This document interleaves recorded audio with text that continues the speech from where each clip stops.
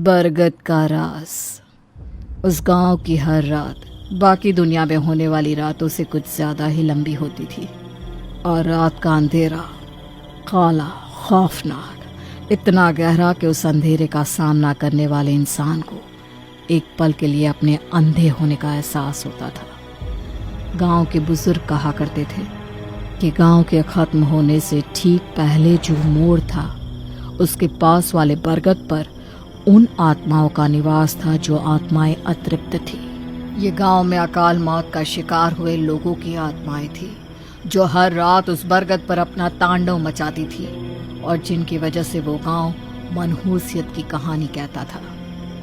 सुनील उस गांव में 2 दिन पहले ही अपनी पत्नी सिया के साथ रहने आया था। उसके गांव के स्कूल में नई नई पोस्टिंग हुई थी। सुनील और सिया की शादी को अभी 2 महीने ही हुए थे। कभी सोचा नहीं था शादी के बाद आपको गांव में जॉब करनी पड़ेगी। क्या तुम खुश नहीं हो सिया? देखो मैं जल्द ही अपना ट्रांसफर शहर में करवाने की कोशिश करूंगा।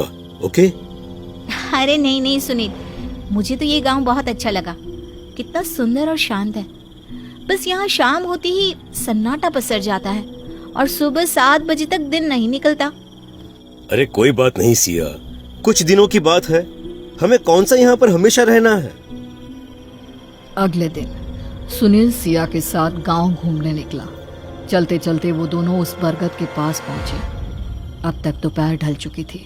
सुनील और सिया उस पेड़ के नीचे खड़े होकर उसे देख रहे थे, लेकिन तभी उस पेड़ से हरे रंग का धुआं निकलने लगा और एक आवाज उसके अंदर से आने लगी। मौत, मेरे पास सिर्फ मौत है। मेरे पास कभी मत आना। अगर तुम दोबारा यहाँ पर आए तो यहीं रह जाओगे। ये आवाज किसकी है? कौन है यहाँ? और ये अजीब सा धुआं, ये सब क्या है? लगता है कोई हमें डराने की कोशिश कर रहा है सुनील। लेकिन तभी उस बरगद के पेड़ से हजारों की संख्या में चमगादड़ उड़ने लगे और अलग अलग लोगों के चीखने की, रोने की आवाजें सुनाई देने लगी। ये आवाजें बेहद डरावनी थी। डर के मारे सुनील और सिया बुरी तरह से चीखने लगे, लेकिन उनको ऐसा एहसास हुआ जैसे उनकी आवाज गले से बाहर ही नहीं आ रही। कुछ ही देर में वो दोनों बेहोश होकर जमीन पर गिर पड़े। अगले दिन जब सुनील और सिया होश में आए तो उन्होंने खुद को अपने घर में बिस्तर पर सोया हुआ देखा। कल रात को हम घर कब आए सुनील? तुम्हें कुछ याद है क्या? नहीं सिया, लेकिन मुझे कुछ ऐसा याद है कि जैसे हमारे साथ उस बरगद के पेड़ के पास कुछ तो अजीब हुआ था। पता नहीं, मुझे तो कुछ भी याद नहीं। अच्छा ठीक है, मैं किसी गांव वाले से उस पेड़ के बारे में जानने की कोशिश करूंगा। अभी मुझे स्कूल जाना है, टाइम हो गया है। आज मेरा यहाँ के स्कूल में पहला दिन है। बच्चों को पढ़ाने में बहुत मजा आने वाला है मुझे। सुनील अपने घर से बाहर निकला और स्कूल की तरफ चल पड़ा। जैसे ही वो एक सुनसान सड़क पर पहुंचा, उसे लगा जैसे कोई उसका पीछा कर रहा था। उसने जैसे ही पलट कर देखा, उसे एक औरत अपने पीछे आती हुई दिखाई दी, जिसका चेहरा ढका हुआ था। आप मेरा पीछा क्यों कर रही हैं? यहाँ से चले जाओ और उस बरगद के पास कभी मत जाना। लेकिन आप हैं कौन? क्या नाम है आपका? तभी अचानक से उस जगह पर अंधेरा होने लगा। देखते ही देखते वो औरत हवा में उड़ने लगी। वो अब बेहद भयानक तरीके से हंस रही थी। उसके लंबे बाल हवा में लहरा रहे थे और चेहरे की जगह बस एक मांस का लोथड़ा था, जिस पर नाक, आंख, कान कुछ नहीं थे। सुनील डर से कांप गया और अपनी जान बचाकर वापस घर लौट आया। मैंने यहाँ पर एक बहुत भयानक चीज देखी है सिया, लेकिन मैं अंधविश्वास में यकीन नहीं करता। मुझे अब भी लगता है कि जरूर कोई हमें डराने की कोशिश कर रहा है। नहीं सुनील, मुझे लगता है यहाँ हमारी जान को खतरा है। हमें यहाँ से चले जाना चाहिए। ठीक है, कल सुबह ही हम यहाँ से वापस चले जाएंगे। रात के वक्त सिया गहरी नींद में सो गई, लेकिन सुनील की आंखों से नींद अब भी कोसों दूर थी। वो उस बरगद का रहस्य जानना चाहता था और इसीलिए वो सिया को बिना कुछ बताए वहां से चुपचाप बरगद की तरफ निकल पड़ा। गांव में घनघोर अंधेरा था और रह रहकर अजीब सी आवाजें गूंज रही थी। जैसे तैसे हिम्मत करके सुनील बरगद तक पहुंचा। कौन हो तुम? कौन हो? मैं जानता हूं तुम कोई इंसान हो जो मुझे डराने की कोशिश कर रहा है। अगर ऐसा है तो सामने आओ, आओ सामने। ओ, समझ गया। इस वक्त तो यहाँ पर कोई नहीं होता ना। अब मैं समझ गया, सच में किसी ने मुझे डराने की कोशिश की थी। तभी सुनील की आवाज पेड़ के अंदर से सुनाई दी। तुम्हें यहाँ नहीं आना चाहिए था। मेरे पास आकर तुमने बहुत बड़ी गलती कर दी। अरे अरे, ये तो बिल्कुल मेरे जैसी ही आवाज है। ऐसा कैसे हो सकता है? क्या तुम कोई जादुई पेड़ हो या कोई काली शक्ति? देखो देखो, तुम जो भी हो, सामने आओ। मैं तुमसे नहीं डरता।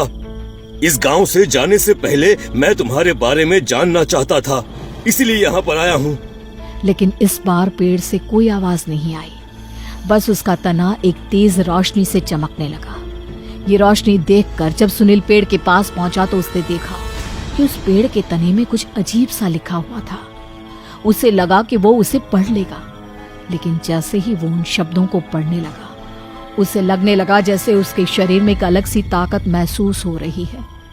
सुनील ने कुछ कहना चाहा, पर उसकी आवाज निकलने से पहले पेड़ के अंदर से उसे खुद की आवाज सुनाई दी। अब तुम हमेशा के लिए बरगद के गुलाम हो गए हो।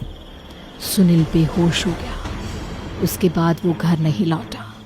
अगली सुबह जब सिया की आंख खुली तो सुनील को वहां ना देखकर वो घबरा गई। वो भागकर अपने घर से बाहर आई।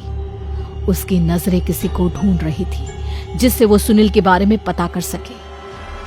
लेकिन ये देखकर सिया के होश हो गए कि पूरे गांव में एक भी शख्स नहीं था। सारे घर खाली पड़े थे। पूरे गांव में चूल्हों से निकलने वाले धुएं की गंध थी। सिया भागते हुए बरगद के पास पहुंची।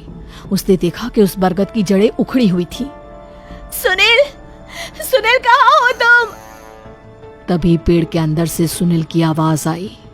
तुम यहाँ से चली जाओ सिया। मैं अब कभी तुम्हारे पास नहीं आ सकता।